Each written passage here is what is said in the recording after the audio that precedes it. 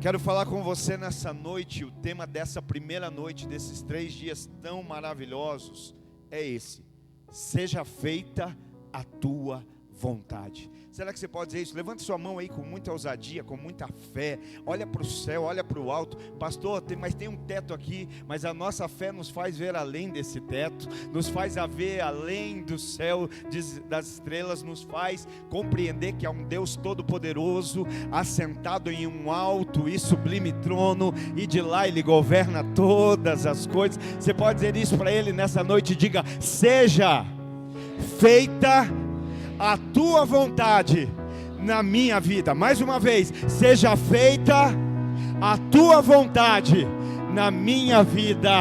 Amém, aleluia, glória a Deus. Isso, pode aplaudir bem forte, pode aplaudir celebrando. E eu quero ler com você o texto que está em Lucas capítulo 22, a partir do verso 39. Os relatos do apóstolo Lucas, discípulo Lucas, evangelista Lucas, médico Lucas, que nós vamos meditar nessa noite. Lucas, capítulo de número 22 e verso 39 em diante. Como de costume, Jesus foi para o Monte das Oliveiras e os seus discípulos o seguiram. Chegando ao lugar, ele disse: orem para que vocês não caiam em tentação. Ele se afastou deles a uma pequena distância, ajoelhou-se e começou a orar. Pai, se queres, afasta de mim esse cálice. Contudo, não seja feita a minha vontade, mas a tua vontade. Apareceu-lhe então um anjo do céu que o fortalecia. Estando angustiado, ele orou ainda mais intensamente, e o seu suor era como gotas de sangue que caíam no chão. Quando se levantou da oração e voltou aos discípulos, encontrou-os dormindo, dominados pela tristeza. Por que estão dormindo? Perguntou-lhes. Levante-se e orem, para que vocês não caiam em tentação. Levante-se e orem, para que vocês não caiam em tentação. Amém? Você pode dizer glória a Deus pela palavra. Você pode dar um aleluia pela palavra de Deus, um glória a Deus, ao Deus da palavra, ao Todo-Poderoso. Que o nosso coração seja nessa noite a boa terra, seja a terra que de fato está preparado. Se tem algo aqui que é infalível nessa noite, que é inerrante, é a semente. A semente é a boa palavra de Deus. E a palavra de Deus, ela não falha. A palavra de Deus, ela não erra. A palavra de Deus, como o próprio Senhor diz, não volta para Ele sem antes cumprir o propósito pela qual ela foi enviada. Você crê nisso? Que a palavra de Deus vem sobre nós nessa noite com um propósito, e ela não volta ao Senhor sem antes cumprir em nós aquilo que lhe provém. Mas nós hoje precisamos olhar para a nossa vida e crermos, exercemos fé, que nós somos esse bom solo. Porque uma boa semente caiu e teve solo que não gerou nada, que não produziu nada, que não deu frutos, que não houve resultado. Mas houve terra em que gerou fruto 30, 60, 100 vezes mais. Gerou fruto 30, 60 e 100 vezes mais. O fruto que a palavra de Deus gerou foi 30, 60 e 100 vezes mais. Eu quero em fé declarar nessa noite que essa é a noite em que a palavra de Deus encontra o teu coração como uma boa terra, uma terra arada pelo Espírito Santo. Não é uma terra pedregosa, não é uma terra dura, inacessível, não é uma terra espinhosa que sufoca tudo que cai, mas é uma boa terra, que acolhe a boa semente, e nessa boa terra a semente vai germinar e o fruto vai ser produzido em nome de Jesus. Aqui nesse momento nós lemos esse relato, e esse momento ele acontece entre a última ceia e a crucificação de Jesus. Ele acontece na sequência, depois da última ceia, e antes do momento em que Jesus seria preso, em que Jesus seria crucificado. E nesse momento aqui desse texto nós vemos que Jesus foi ao Monte das Oliveiras, e ele chegou a um lugar que Mateus e Marcos dão nome, chamam aquele lugar de Getsêmani. Lucas relata que ele foi ao Monte das Oliveiras e chegando ao lugar, mas Mateus e Marcos são pontuais, são precisos e dão o nome desse lugar, Getsêmani. Ali era um olival, um lugar repleto de árvores, de oliveiras na verdade, e oliveiras com os seus frutos. O fruto da oliveira é a azeitona, a oliva. Então Jesus está nesse jardim do Getsêmani, jardim onde há muitas oliveiras, jardim ali onde está repleto de árvores. E aqui Lucas fala algo tão interessante, porque ele fala como de costume. Lucas está dizendo que era habitual o fato de Jesus ir a esse jardim, que era um costume Jesus ir a esse lugar, como de costume. Ele está fazendo algo que era habitual, mas nesse dia as coisas estavam diferentes. Nesse momento as coisas estavam diferentes das outras vezes. Era habitual Jesus estar lá, era de costume Jesus estar nesse lugar, mas o que estava acontecendo não era habitual. O que estava acontecendo não era como de costume, porque havia ali, e isso também segundo o relato de Marcos e Mateus, havia ali tristeza, havia ali angústia, havia ali tristeza de morte. Eles dizem no relato de Mateus e Marcos que Jesus estava angustiado, que havia tristeza, e aquela tristeza era de morte. Então a atmosfera ali estava diferente, porque aquele era um momento de entrega, era um momento de decisão. Por isso que nós estamos falando dos 3 dias, e a gente precisa entender esse momento. Hoje é sexta-feira, aleluia, glória a Deus. E esse é um momento de entrega. Hoje na nossa vida, essa sexta-feira do Getsêmani, é um momento de decisão. Por que nós podemos dizer que são 3 dias no qual nossa vida possa ser mudada, se nós entendermos o que está acontecendo? Jesus está no lugar habitual, está no lugar de costume, mas a atmosfera está diferente. Há algo diferente, algo que não é como de costume. E eu quero crer que hoje há algo diferente ocorrendo aqui nas nossas vidas. Eu quero crer no nome de Jesus que algo que talvez ainda não aconteceu vai acontecer hoje, em nome de Jesus, da parte de Deus.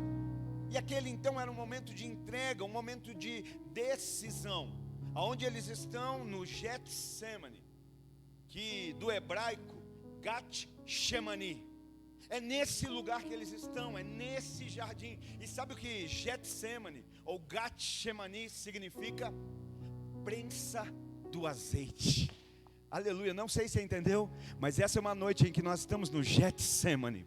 Essa é uma noite onde profeticamente nós estamos na prensa do azeite. Vai verter azeite da nossa vida nessa noite, eu creio, já está vertendo, aleluia.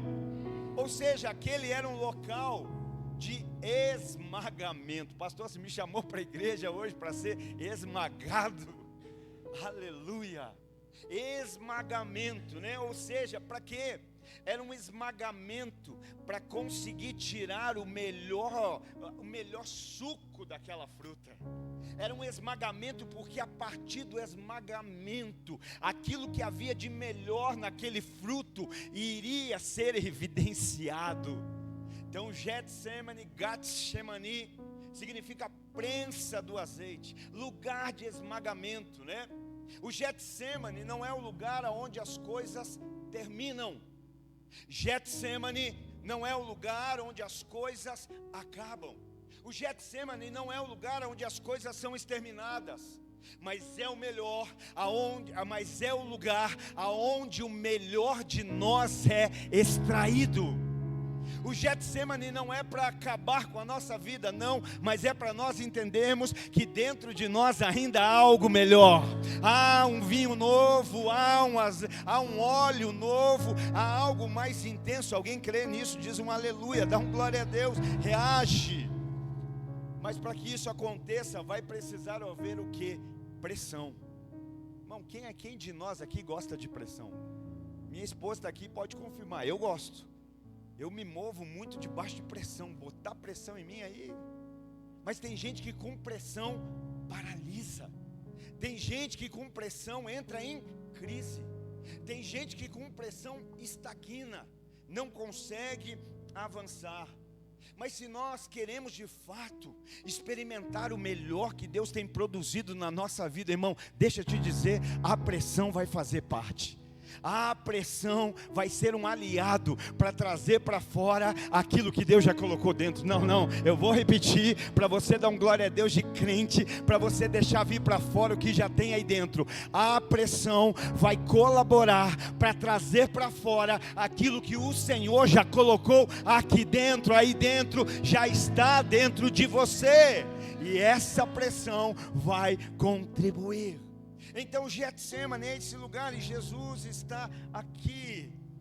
Então, para que esse melhor venha, vai haver esmagamento.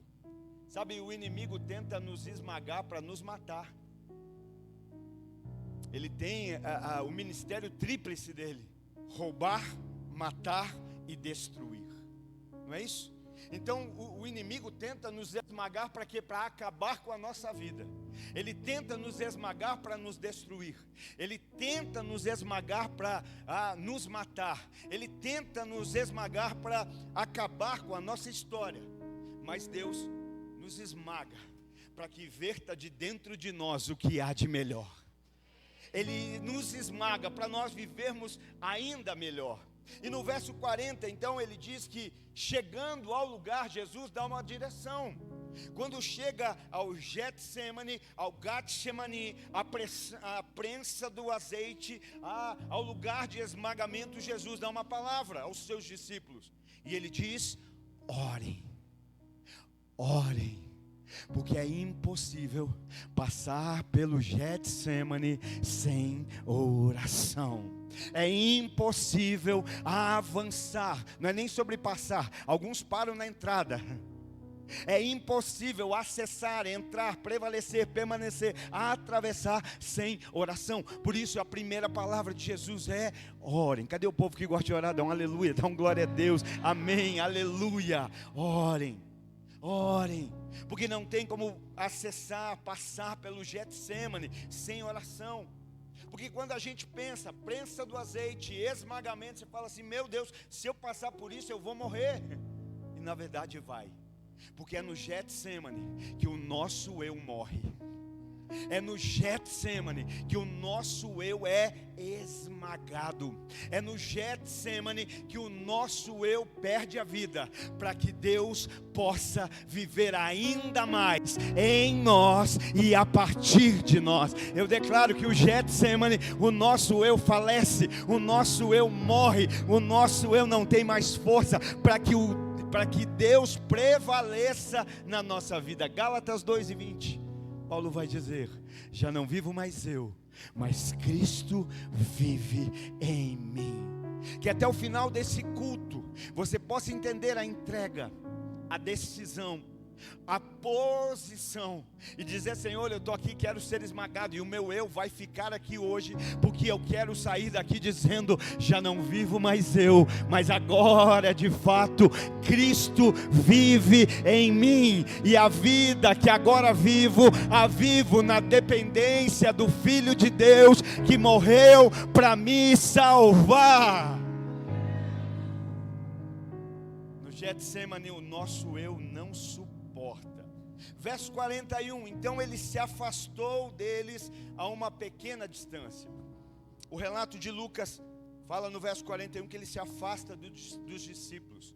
Mas os relatos de Mateus e Marcos nos dão conta de que quando eles chegam no lugar, ele dá ordem para que alguns discípulos se assentem, já na chegada. Já ao chegar ele diz assim: gente, senta aqui, fica por aqui. E aí ele chama Pedro, Tiago e João e diz: vem comigo, vamos mais para dentro, vamos avançar um pouco mais no Getsemane, vamos adentrar um pouco mais a prensa do azeite, vamos entrar um pouco mais ao lugar do esmagamento. Mas Mateus e Marcos vão citar que alguns já são convidados a permanecer na entrada. Lucas aqui vai falar dessa segunda parte, Pedro, Tiago e João. Mas algo que já me traz uma lição muito linda aqui, queridos, é que Jesus não vai para o Getsemane sozinho. E eu vou repetir porque alguém vai entender, vai dar um glória a Deus. Jesus não foi à prensa do azeite, ao lugar do esmagamento sozinho. Ele não foi para o Getsemane sozinho. Jesus não estava só, seus discípulos estavam com ele. Tem discípulo de Jesus? Tem discípulo seguindo a Jesus? Aleluia! Então ele não está sozinho. Porque quando chega, alguns já vão ficar na entrada. Olha, a gente fica aqui. E isso já também me ensina uma outra lição: que nem todo mundo que está do nosso lado e anda com a gente vai permanecer para sempre. Que nem todo mundo que está junto vai andar junto o tempo todo. Que nem todo mundo que diz: olha, estou aqui, conta comigo, vai realmente estar. Jesus vai e não vai sozinho. Mas quando chega, alguns já ficam na entrada. Por quê? Porque Jesus conhece os discípulos que tem. Jesus sabe quem são os seus discípulos. Você pode dizer amém, você pode dar glória a Deus, você pode dizer aleluia por isso. Ele conhece os discípulos que ele tem. Então alguns já ficam na entrada. Ele não vai sozinho. Alguns vão acompanhar mais para frente. Mas quando voltamos aqui para o relato de Lucas, ele está com Pedro, Tiago e João. Então uma turma fica já na entrada, no chegar do jardim, gente se assenta e permanece aqui. E algo muito lindo que isso me ensina. Me ensina que Jesus não está sozinho. Me ensina que alguns vão ficar, não vão estar o tempo todo do lado. Mas me ensina uma outra lição: que Jesus também não para com aqueles que ficam apenas no acesso. Que Jesus não ficou com aqueles que ficaram à distância do jardim. Que Jesus não ficou com aqueles que decidiram manter-se afastado. O que isso me ensina? Queridos, vai ter gente que vai caminhar um tempo. Tem gente que vai andar por muito tempo. Mas existe gente que não vai estar em todo o tempo. Isso me ensina que alguns vão escolher estar afastado. Tem gente que escolhe: não, eu quero estar afastado de Jesus, eu quero estar afastado da igreja, eu quero estar afastado da comunhão, eu quero estar afastado disso ou daquilo. Mas o que Jesus me ensina é que Ele não para com os que se afastam. Sabe o que Ele está nos dizendo hoje? Não permita que aqueles que escolheram estar afastados, que aqueles que escolheram estar à distância, te afastem daquilo que Jesus tem para você. Não permita que aqueles que escolheram de maneira deliberada estar distante do que Jesus está fazendo, façam com que você também se afaste.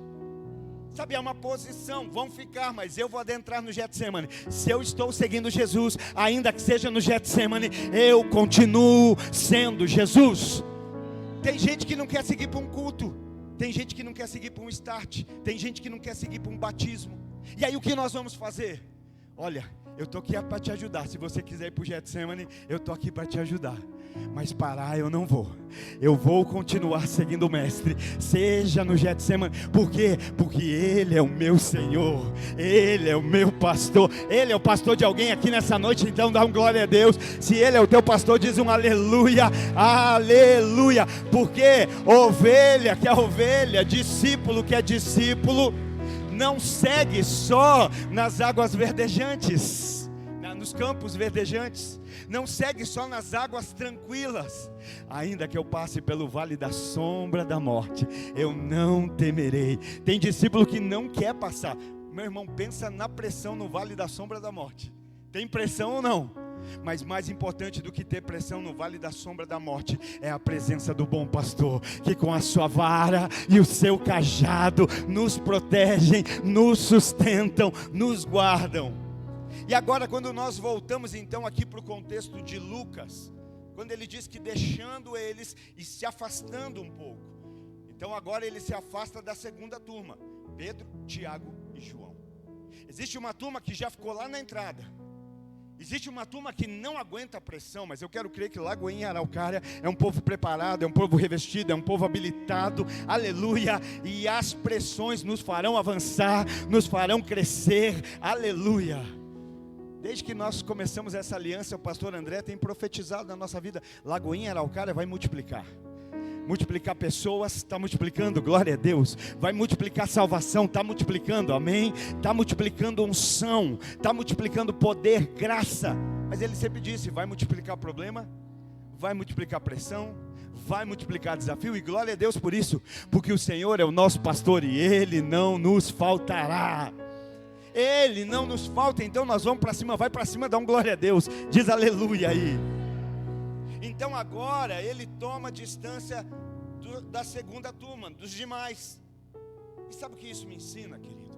Se a primeira fase me ensina que nem todos vão andar o tempo todo, que alguns vão se afastar, e não é por causa de nós, é por causa do propósito de Jesus. Gente, é o Getsemane. Ah não, isso aí eu não vou não. Tudo bem, você não vai? Mas eu vou, estou indo, eu não vou parar, nós não somos dos que retrocedem, mas nós vamos avançar. A nossa ideia é que ninguém fique para trás, mas se alguém escolheu, nós vamos estar aqui intercedendo e orando, dizendo, vem, a hora que você precisar de ajuda, a gente volta aí para resgatar o soldado Ryan, a gente volta, amém, glória a Deus. E aí então isso me ensina, nem todos vão andar o tempo todo, eu só não posso parar com os que param, eu só não posso permitir que quem se afastou me afaste, eu só não posso permitir que quem se distanciou me distancie. Mas Jesus anda mais um pouco com Pedro, Tiago e João, e agora também se afasta deles, porque o que é que ele está nos ensinando? Que vai haver momentos, e muitos vão ser esses, em que é apenas você e Deus. Ah meu Deus, você tinha que se alegrar nessa hora, essa é a hora que você pulava, saltava e dava... Vão existir momentos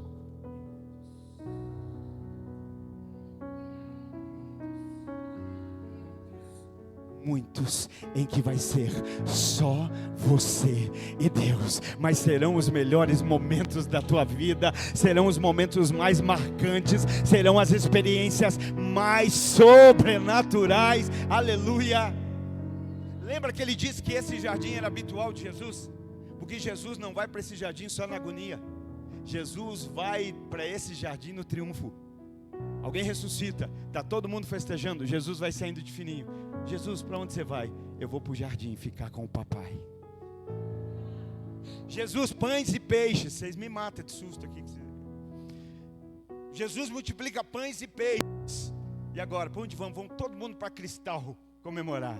Eu vou para o jardim ficar com o papai. Nada contra ir para Cristal, tá bom? E nada contra também me chamar para ir para Cristal. É até bênção na sua vida. Cristal é a churrascaria, tá? Que alguém por Cristal, né? Vamos explicar, né? O óbvio precisa ser dito, né? Pastor doidão pega lá na sexta que vai mudar a nossa vida e quer ir para Cristal com a gente. Cristal é a churrascaria aqui de Araucária, irmão. Aleluia. Ele vai para o Getsemane. Ele vai para esse lugar. Então vai ter muitos momentos, irmãos, que vai ser só você e Deus. E como isso é bom. Sabe aquele momento que você até reclama, cadê todo mundo? Você devia começar a dar glória a Deus. Eu acho que é o papai fazendo um sinal e me chamando, dizendo, vem que eu estou facinho, vem que eu estou só te esperando.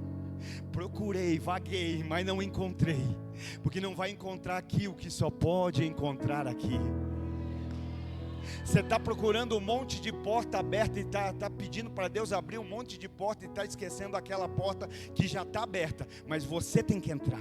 Que porta é? Você, quando for orar, aleluia, entra no teu quarto e fala com o Pai que está em secreto, e o Pai que está em secreto, Ele te ouvirá e Ele te recompensará. O que você está querendo dizer, pastor? Para de buscar a porta aberta e abre a porta que Deus já te mandou abrir, a porta da intimidade, a porta do relacionamento, a porta do tempo a sós com Deus, e veja a tua vida ser transformada em nome de Jesus. À distância agora, Jesus se prostra. Irmão, sabe por que é tão lindo o Getsemane, é tão lindo ficar sós com Jesus? Porque ali no quarto, nós somos quem somos de verdade. No público a gente grita, a gente quer ter aquela oração, não é assim? Performática. Não, e palavras. Agora no quarto não tem quem impressionar. No quarto é a gente. Por isso que tem gente que tem problema de ter experiência só com Deus, porque não sabe o que fazer. Porque na experiência só com Deus, performance não funciona. Performance de culto não funciona num quarto de intimidade. Pode ficar chamando aqui de meu bem, meu amor, meu amor. Se não tiver tudo certo na hora da intimidade, vai dar. Vai dormir no sofá, cachorro. Não é assim? Olha que casal lindo. Oh Jesus, oh meu amado. E ora, e pula, e sapateia, e grita. Mas no quarto Ele está te esperando. Ele está te esperando. Ele está te esperando. Talvez o quarto vai ser o Getsemane de alguns. Um lugar de dizer, não, eu abro mão do resto, eu vou para esse lugar, eu não vou ficar na porta, eu vou adentrar, eu vou acessar, e algo vai acontecer. Eu quero declarar que algo sobrenatural vai acontecer no teu relacionamento com Deus nesses dias. Se prepara para começar a ter as maiores experiências pessoais, você e Deus, iluminação da revelação, Ele vai trazer sobre a sua vida, em nome de Jesus. Você crê? Dá um glória a Deus, diz um aleluia, faz um barulho santo nesse lugar, aplaude e glorifica ao Senhor.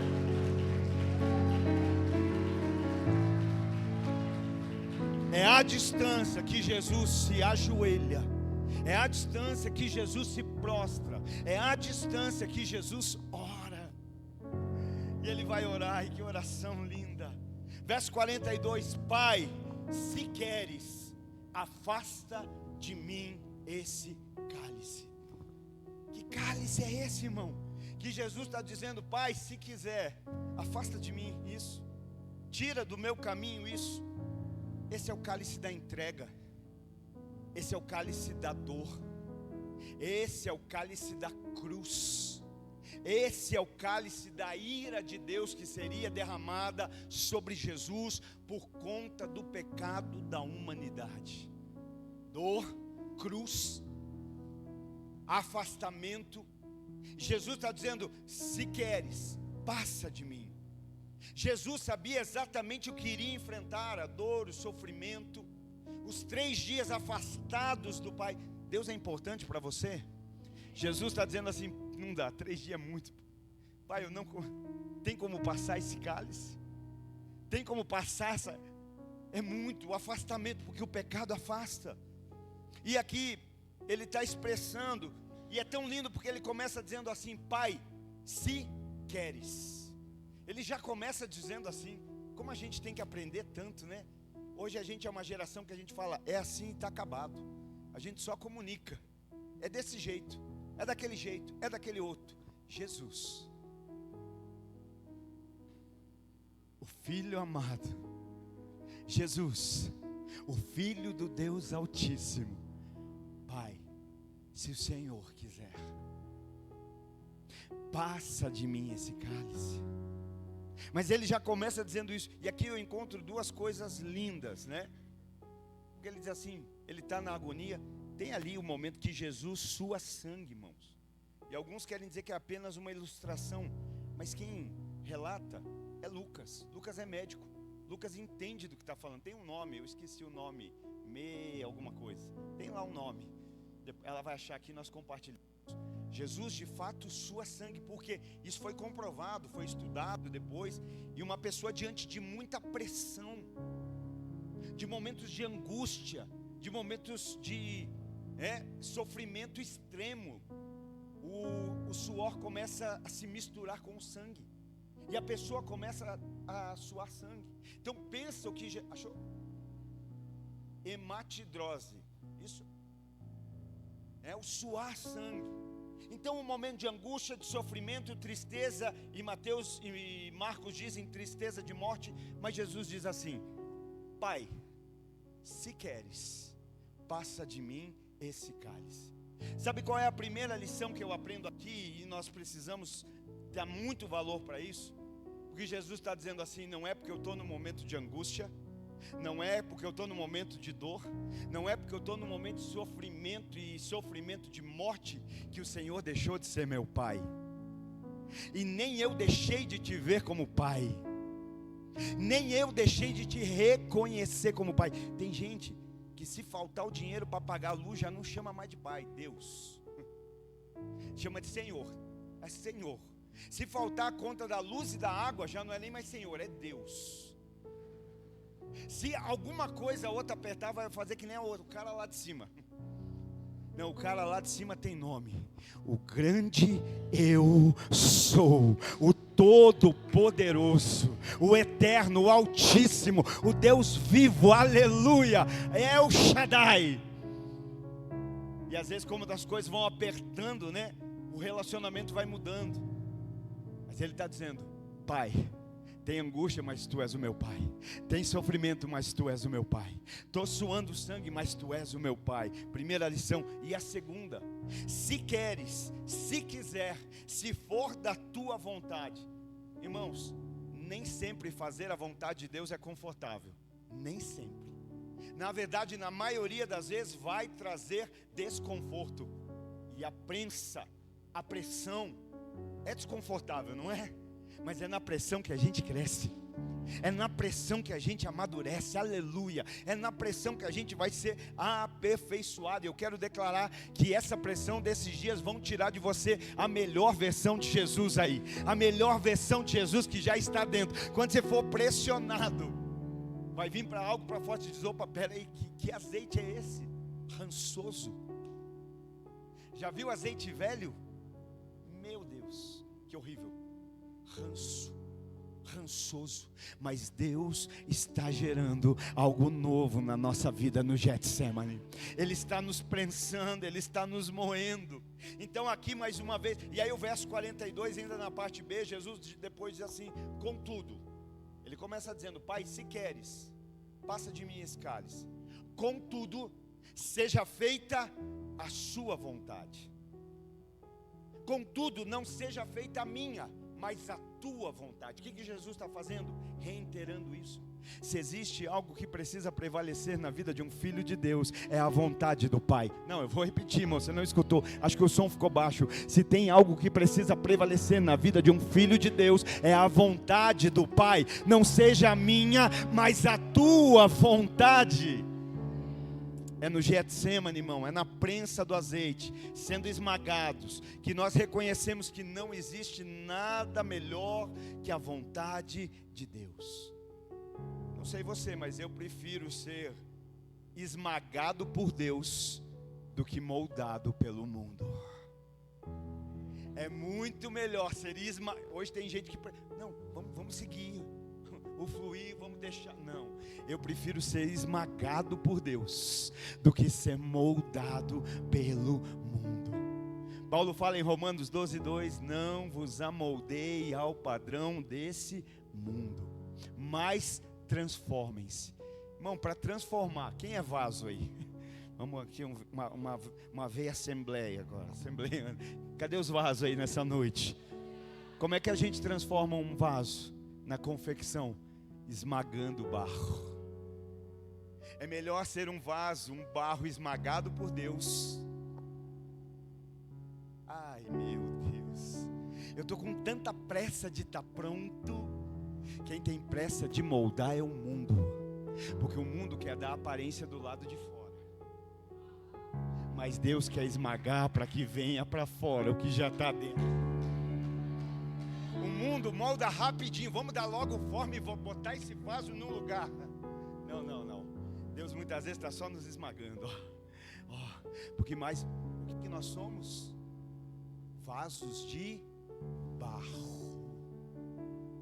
Mas o valor desse vaso não está nele, está naquilo que ele carrega do lado de dentro. Vasos de barro que não valem nada, mas que carregam algo precioso do lado de dentro. Por isso no Getsemane a gente começa a entender, é melhor ser esmagado por Deus que moldado pelo mundo.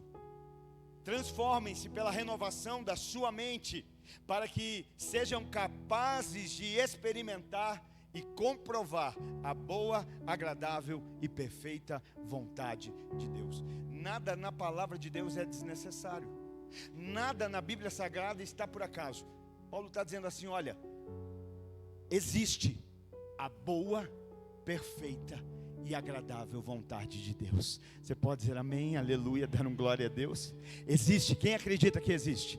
Existe a boa, perfeita e agradável vontade. Mas o que Paulo está dizendo? Mas vocês precisam ser capazes de experimentar. Será que vocês não conseguem dizer? Capaz significa ter a capacidade de desfrutar daquilo que já existe. Todos podem provar? Não é o que Paulo diz.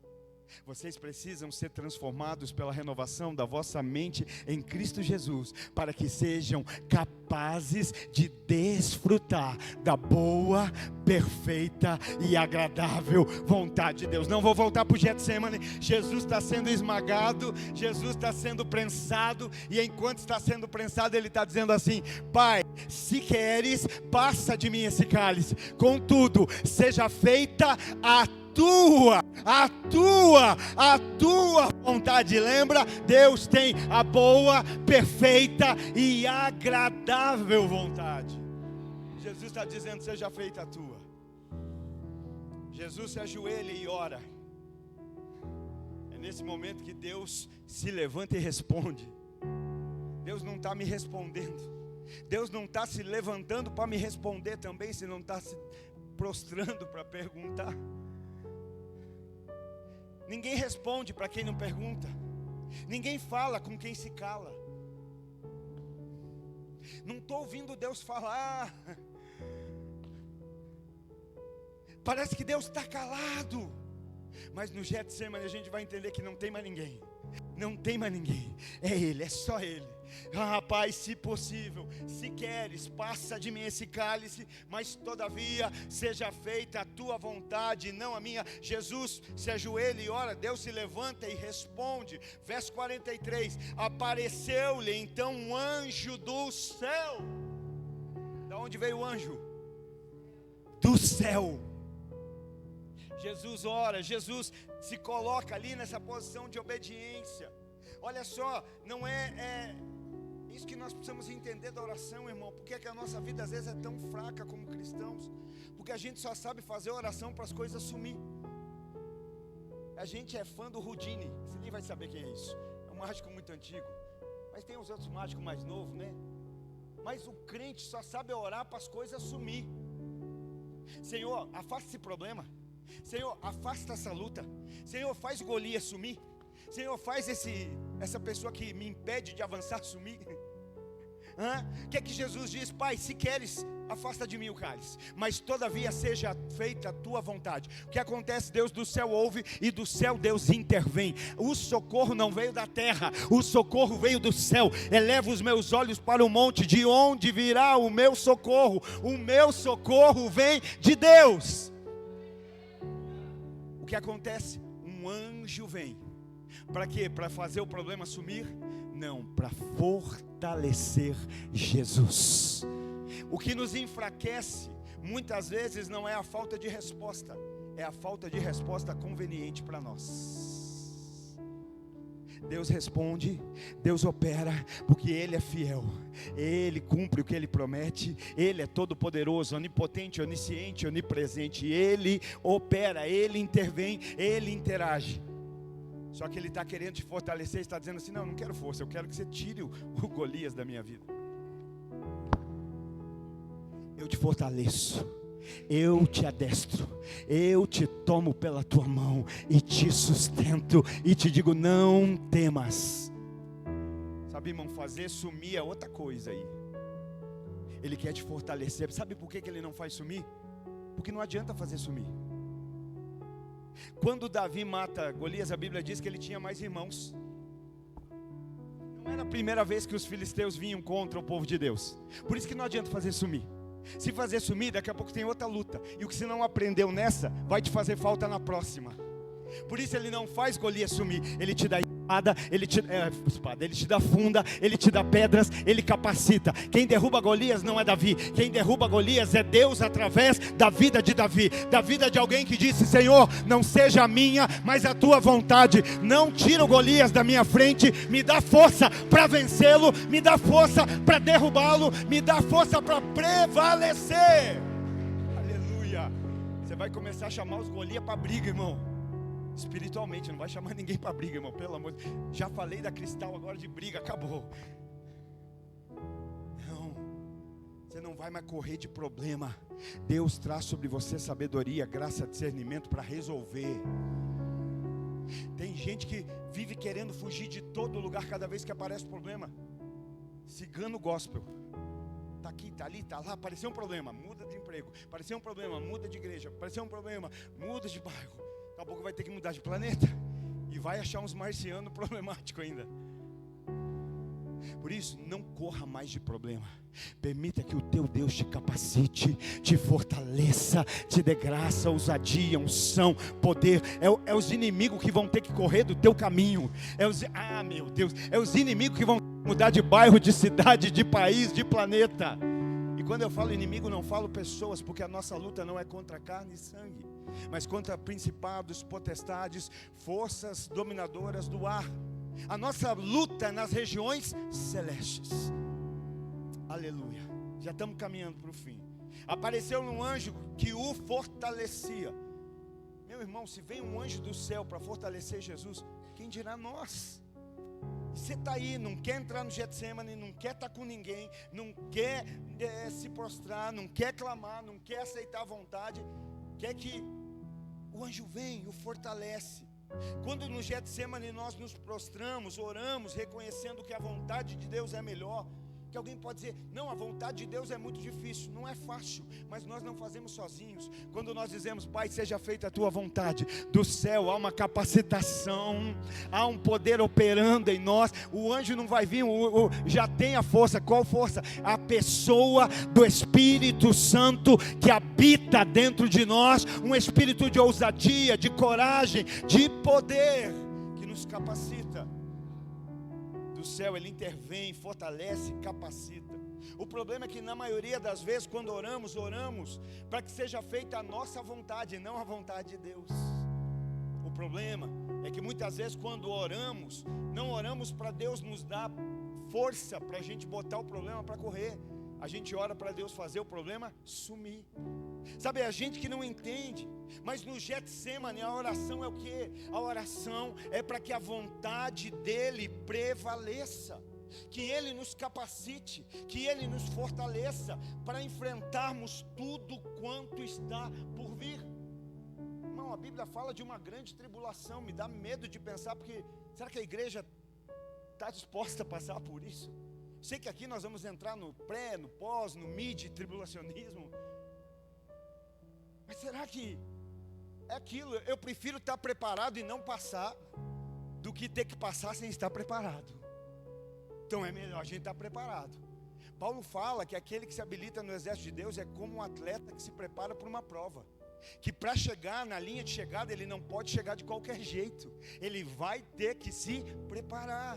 Então vamos para cima, porque é na oração onde se vence a carne, é na oração que o espírito é fortalecido, é na oração que se alinha o nosso coração com o coração de Deus, é na oração que nós escolhemos o que passar, é na oração que nós vamos ser fortalecidos, é na oração que nós não escolhemos o que passar, é na oração que nós vamos ser fortalecidos para passar aquilo que Deus quer que nós passemos.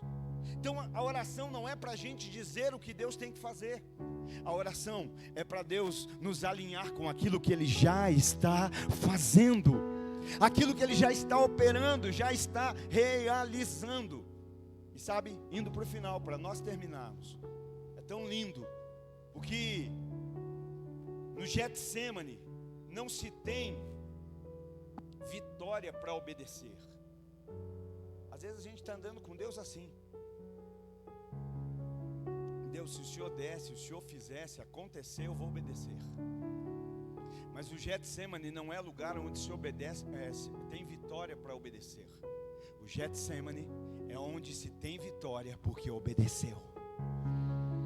A gente quer estar no jardim de infância. No jardim de infância a gente recebe para obedecer, não é isso? Olha, eu vou te dar um biscoitinho, aí você fica quietinho, você faz o que a tia mandar.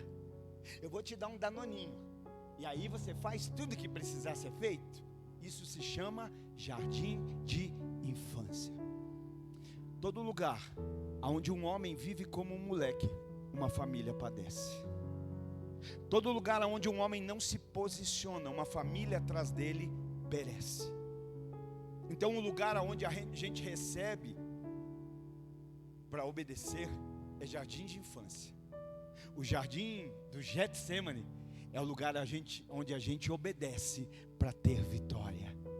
Mesmo que não haja consistência humana nenhuma, ainda que pareça improvável. E aqui nesse momento, que para mim faz muito sentido, Filipenses 2.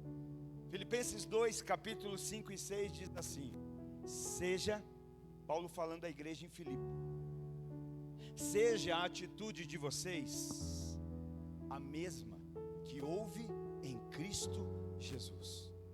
Se tiver um comportamento que vocês precisam imitar, é esse, o de Jesus. Seja a atitude de vocês a mesma de Cristo Jesus, que embora sendo Deus, não considerou que o ser igual a Deus era algo que deveria se apegar. Por que eu disse que aqui faz todo sentido? Jesus está prostrado no Getsemane, e o que tem diante dele? Prisão, açoite, punição, crucificação, coroa de espinhos, pregos perfurando suas mãos e seus pés, seu lado sendo transpassado, seu sangue sendo derramado, vergonha pública, o afastamento, olhar para o céu e dizer: meu pai, por que me desamparaste? É nesse momento que, se ele se apega a ser a Deus, ser igual a Deus, ele diria: eu passar por isso? Eu não, eu sou igual. Por que é que eu vou passar? Eu posso escolher não passar, mas eu acho que é nesse momento que faz todo sentido. Mesmo sendo igual a Deus, ele não teve por usurpação, ou seja, não se apegou ao ser igual a Deus, antes se esvaziou.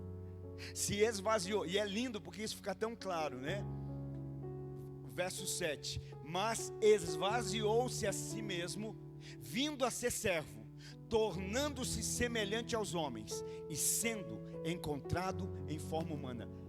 Tem cristão que diz assim: é muito difícil obedecer a Deus.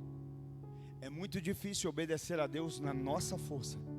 É muito difícil obedecer a Deus no modo natural, carnal. Não se obedece. Nossa carne jamais vai se obedecer.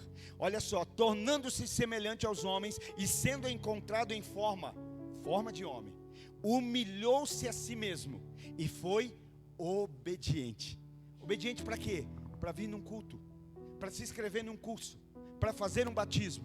Obediente até a morte, e morte de cruz. Eu poderia me apegar a ser igual a Deus, mas eu prefiro me esvaziar. E tendo forma de homem, eu estou dando um exemplo para os homens. É possível obedecer. É possível obedecer. Não tem alguém aqui, Deus já te pediu para acabar com a tua vida? Não, Ele só está dizendo assim: viva para mim, viva por mim, viva de mim. Será que é difícil? Ele não disse assim: acabe com a sua vida. Não, às vezes Ele só diz: viva para mim. Você precisa disso mesmo? Você já me perguntou se é isso que eu quero para você? Essa é a sua vontade, mas você já me perguntou qual é a minha vontade? Ei, aleluia! E ele está sendo obediente à morte de cruz. Sabe, é nesse jardim, no Getsemane, que nós decidimos nos esvaziar. Ele está ali decidindo obedecer a Deus. Jesus não se rendeu na cruz. Jesus se rendeu no Getsemane. Ninguém vai conseguir se render na cruz sem antes se render no jardim da intimidade. Ninguém, Jesus, ele não se entregou aos soldados, Jesus se entregou ao Pai. Por que é que tem gente que não consegue obedecer homem? Porque ainda não se rendeu a Deus. Porque até o soldado que veio e disse: você vai para a cruz, eu vou, mas não estou me entregando a você, eu já me entreguei antes ao meu Pai. Ou se alguém falar: junta um copo, irmão, onde já se viu juntar um copo? Me humilhar diante de Deus, me esvaziar diante do Altíssimo. A verdadeira vitória começa quando decidimos obedecer, mesmo sem garantias humanas. Sabe, mesmo sem garantias nenhuma que algo vai acontecer. E eu acho tão lindo, porque eu acredito que nesse momento vale a pena a gente lembrar. Jesus está no jardim e o que está para acontecer não é fácil, mas Ele vai suportar.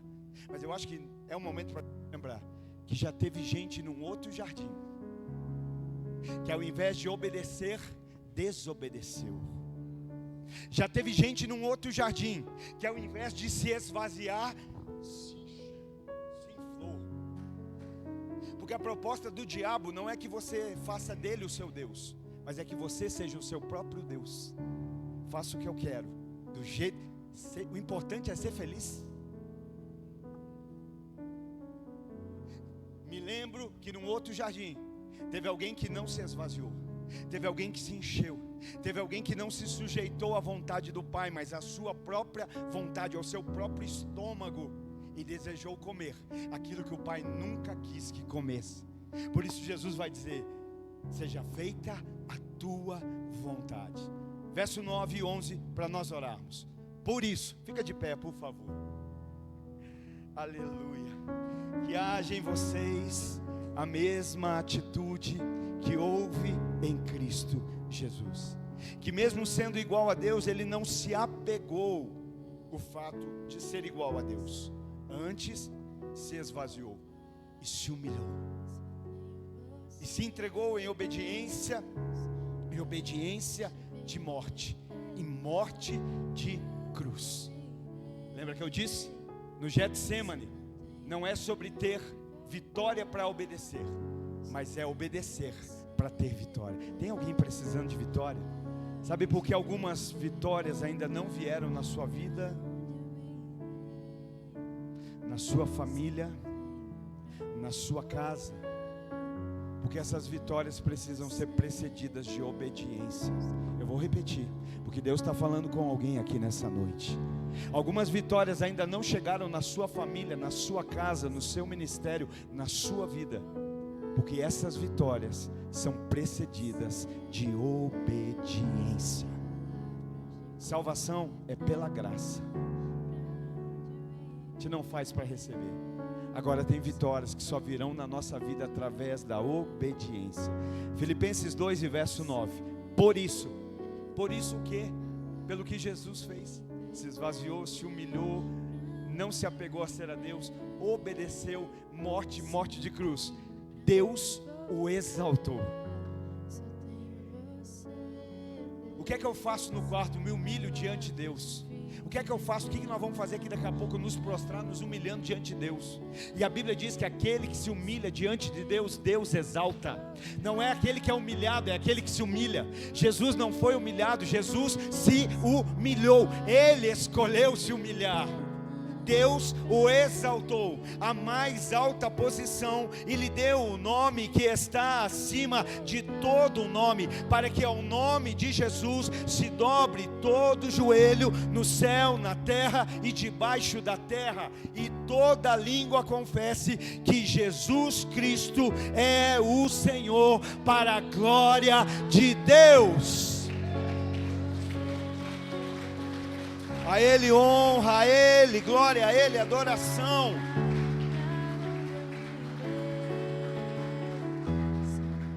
Fecha teus olhos aí por um instante. Hoje é noite de nós nos prostrarmos. Hoje é noite de nós nos dobrarmos. O que é que você precisa entregar hoje aí para Ele? O que é que talvez até aqui estava sendo feito na tua vontade? E a gente sabe, irmãos, a gente sabe quando é na nossa vontade.